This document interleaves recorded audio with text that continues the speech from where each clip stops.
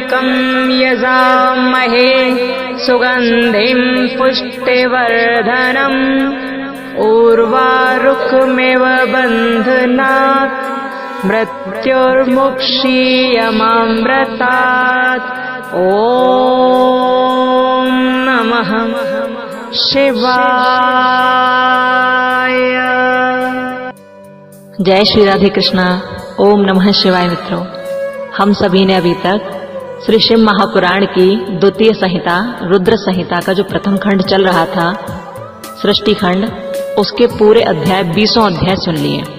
अब दूसरा खंड आज से आरंभ होता है, उसका नाम है सती खंड। सती खंड के बारे में सूत जी महाराज ने सौनक आदि ऋषियों को सुनाया। और इधर नारद जी पूछ रहे हैं, ब्रह्मा जी से ही तो प्रश्न कर रहे हैं नारद जी सारे।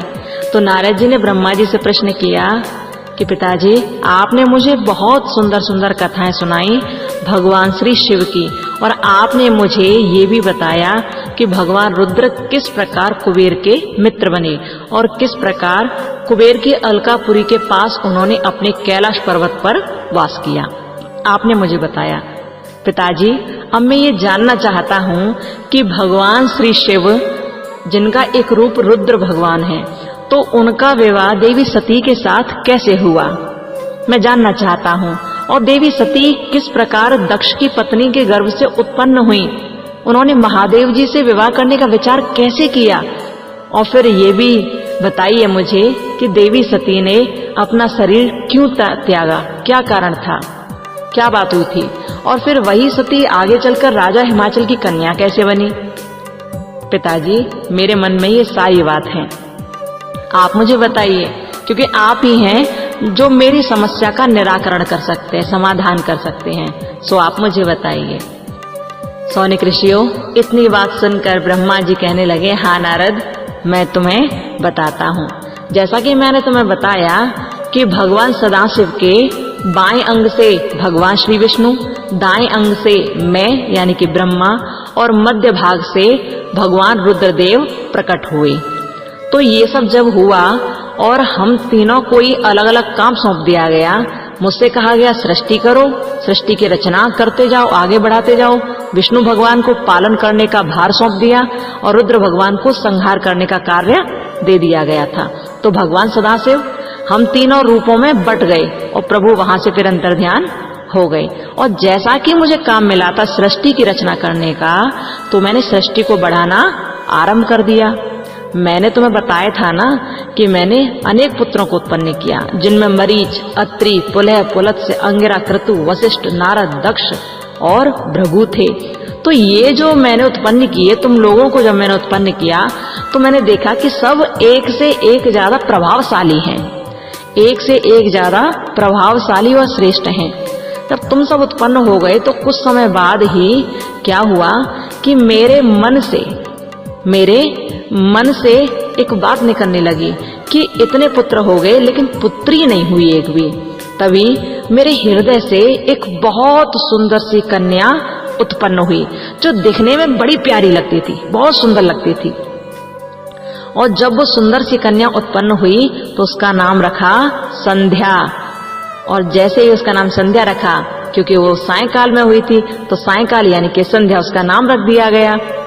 संध्या उत्पन्न तो हुई, लेकिन वो कैसी थी कि जब सायंकाल होता तो बहुत सुंदर नजर आती थी, और जैसे ही दिन होता तो दिन में उसकी सुंदरता में थोड़ी सी कमी आ जाती थी, दिन में वो क्षीण हो जाती, और सायंकाल के समय उसका रूप सौंदर्य बहुत खिल उठता था, बहुत सुंदर लगती थी वो।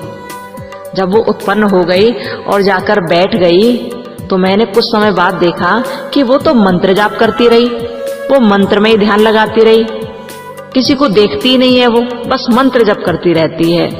बहुत सुंदर थी, लेकिन बस मंत्र जप करती रहती है, तपस्वियों की भांति। अब तो मैंने देखा, अब सोचने लगा कि अब क्या करना चाहिए। तभी मेरे मन में उसके प्रति मोह पैदा हो गया, मेरे मन में उसके प्रति मोह पैदा हो गया कि मेरी कन्या पूरी तरह तपस्विनी बनकर पैदा हुई है। और जैसे ही मन में मोह पैदा हुआ उसके तप को देखकर, तभी मन से एक मनोहर पुरुष प्रकट हो गया। वो तो तपस्विनी संध्या है, लेकिन मेरे मन में मोह पैदा हुआ और मेरे मन से ही एक मनोहर पुत्र प्रकट हुआ, एक मनोहर पुरुष प्रकट हुआ। और जैसे वो मनोहर पुरुष प्रकट हुआ तो इतना सुंदर था वो पुरुष, उसके नेत्र प्रफुल्ल कमल के समान शोभा पाते थे। अद्भुत था वो, बहुत सुंदर लगता था वो पुरुष। और उस पुरुष को देखते ही दक्ष और मेरे सभी पुत्र उत्सुक हो गए उसके बारे में जानने के लिए। जब उत्सुक हो गए तो उस पुरुष के पास पहुंचे मेरे सभी पुत्र। अब वो पुरुष जो प्रकट हुआ था ना, जो बहुत प्यारा लगता था, उस पुरुष ने मेरे सामने प्रणाम किया और कहा, प्रभु मेरे लिए क्या आज्ञा है, मैं क्या काम करूंगा, आप मुझे बताएं।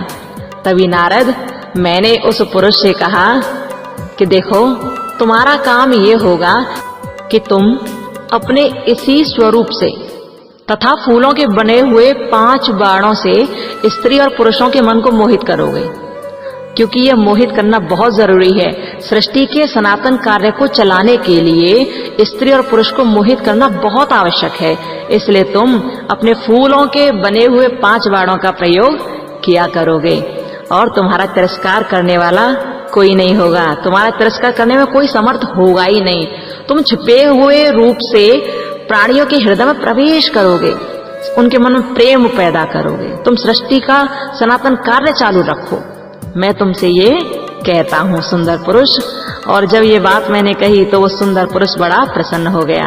मैंने मुस्कुराकर कहा, अरे सुंदर पुरुष, तुम सृष्टि के प्रवर्तक होंगे और तुम्हारे जो नाम होंगे मैं तुम्हें बताता हूँ कि तुम्हारा क्या क्या नाम होगा। तो वो पुरुष बड़ी उत्सुकता के साथ मेरी ओर देखने लगा और पूछने लगा, बताइए प्रभु मेरा क्या क्या नाम होगा। तभी मैंने कहा कि चिंता ना करो, मेरे जो पुत्र हैं ना वो तुम्हारा नामकरण करेंगे। और जैसे ही मैंने कहा तो वो पुरुष मेरे पुत्रों की ओर देखने लगा। नारद, मैंने दक्ष से कह दिया, दक्ष तुम देखो किस तरह करना है। मैंने मरीच से कह दिया कि मरीच तुम इसका नामकरण करो, और पुत्र आप भी सोच विचार कर इसके बारे में बताओ। मेरी बात सुनकर मेरे पुत्र तैयार हो गए उसका नामकरण करने के लिए, उस सुंदर पुरुष के बारे में बताने के लिए तैयार हो गए। और मैं अपने कमलासन पर चुपचाप बैठ गया। हुआ क्या नारद, मैं तुम्हें बताता हूँ। दक्ष और जितने मेरे पुत्र थे ना, दक्ष आदि प्रजापतियों ने उसका मुंह देखते ही, उसका मुख देखते ही परोक्ष के भी सारे वृतांत जानकर उसे रहने के लिए एक स्थान दे दिया, सुंदर सी जगह दे दी उसे रहने के लिए, और एक पत्नी प्रदान की। जो पत्नी थी ना वो भी बहुत प्यारी थी। और मेरे जो पुत्र मरीच है ना, मरीच आदि जो द्विज थे, तो उन मेरे सभी पुत्रों ने उस पुरुष के लिए एक नाम निश्चित किया। और वो नाम क्या था जानते हो? वो नाम ये था, उन ऋषिगणों ने आपस में विचार किया, मरीच आदि ऋषियों ने आपस में बातें की और उस सुंदर पुरुष से कहा कि तुम जन्म लेते ही हमारे मन को भी मथने लगे हो। सुंदर पुरुष, तुमने तो जन्म लेते ही हमारा मन मथ लिया, इसलिए लोक में, इस पूरे संसार में तुम मनमथ के नाम से विख्यात हो जाओगे। तुम्हारा नाम मनमथ होगा, यानी कि मन को मथने वाला। और तुम बहुत सुंदर हो, तुम्हारे समान सुंदर दूसरा कोई दुनिया में नहीं है। अतः काम रूप होने के कारण तुम काम के नाम से भी विख्यात होंगे। और तो और लोगों को मदमत बना देने के कारण तुम्हारा एक नाम मदन भी होगा। मित्रों, इतने सारे नाम रखे जा रहे हैं कामदेव के। और एक और बात कही कि तुम बड़े दर्प से उत्पन्न हुए हो, इसलिए तुम्हारा नाम दर्पक भी होगा। और सदर्प होने के कारण ही जगत में तुम कंदर्प नाम से भी विख्यात हो जाओगे। और तुम्हारा जैसा बल पराक्रम किसी दूसरे के पास होगा ही नहीं। तुम्हारा बल पराक्रम बहुत ऊंचा होगा, बहुत श्रेष्ठ होगा। अरे कामदेव, तुम सर्वव्यापी हो जाओगे, तुम सबके बीच में जाकर रह सकते हो, तुम छुप कर किसी में भी काम का भावना पैदा कर सकते हो, काम की भावना उत्पन्न कर सकते हो। और चिंता ना करो, तुम्हारी जो पत्नी होगी ना वो भी बहुत सुंदर होगी, तुम्हारे ही समान सुंदर होगी, बहुत प्यारी होगी वो। उन ऋषिगणों ने इतनी बात कह दी नारद, मेरे पुत्रों ने इतनी बात कह दी। तभी जो दक्ष थे ना, अब दक्ष ने सोचा कि मैंने इनको रहने के लिए जगह तो दे दी और अब इनकी जो पत्नी है उसका भी मुझे कुछ करना होगा। सुंदर सी पत्नी भी तो होनी चाहिए ना इसकी। तो राजा दक्ष ने, प्रजापति दक्ष ने अपनी जो पुत्री थी ना, जिसका नाम रति था, अब रति कैसे पैदा हुई थी? रति राजा दक्ष के पसीने की बूंद से पैदा हुई थी। रति राजा दक्ष के पसीने की बूंद से पैदा हुई और वो बहुत सुंदर थी। अब उसी सुंदर पुत्री का विवाह कामदेव के साथ कर दिया राजा दक्ष ने, यानी कि अपनी सुंदर पुत्री को कामदेव को सौंप दिया। अब दोनों ही बहुत सुंदर लगते हैं। दोनों पति पत्नी वहां पर राजा दक्ष को और सभी को प्रणाम करके वहां से आगे बढ़ने लगे। नारद, इस प्रकार मैंने तुम्हें कामदेव के विवाह के बारे में बताया कि किस प्रकार उन्होंने विवाह किया, किस प्रकार कामदेव की उत्पत्ति की ब्रह्मा जी ने। ये बात जब नारद जी ने सुनी तो नारद जी ने मुस्कुराकर कहा, पिताजी आपने ये सारी बात तो बता दी कि कामदेव ने क्या किया, कैसे विवाह हुआ, लेकिन आपने वो पीछे बात जो छोड़ी है वो नहीं बताई। ब्रह्मा जी ने कहा, कौन सी बात? तभी नारद जी कहने लगे कि आपने मुझे बताया कि विवाह के पश्चात कामदेव प्रसन्नता पूर्वक अपने स्थान पर चले गए, दक्ष भी अपने घर पधारे और आप भी चले गए और हम सब अपने अपने घर चले गए। लेकिन आपने उनकी बात नहीं बताई। वो ब्रह्म कुमारी जो संध्या थी, जो संध्या आपकी पुत्री थी, उत्पन्न हुई थी, वो कहाँ चली गई? उनका विवाह किसके साथ हुआ? कौन पुरुष उन्हें अपने साथ ले गया? उनके चरित्र के बारे में आपने अभी मुझे कुछ भी नहीं बताया। मेरे मन में बहुत जिज्ञासा है उन सती साध्वी के बारे में जानने की। आप मुझे उनके बारे में बताइए पिताजी, मैं जानना चाहता हूँ। ये कामदेव की लीला सुनने के बाद अब तो मेरे मन में उन जो देवी संध्या थी उनके वैराग्य की लीला को सुनने की भी बहुत उत्सुकता हो रही है। आपसे विशेष निवेदन है कि आप मुझे सुनाइए। जैसे ये बात देवर्षि नारद जी ने कही तो ब्रह्मा जी ने कहा, नारद चिंता मत करो, अब मैं तुम्हें संध्या के शुभ चरित्र के बारे में सुनाता हूँ। मित्रों, आज हम सभी ने श्री शिव महापुराण की द्वितीय संहिता रुद्र संहिता के द्वितीय खंड के प्रथम अध्याय को सुना।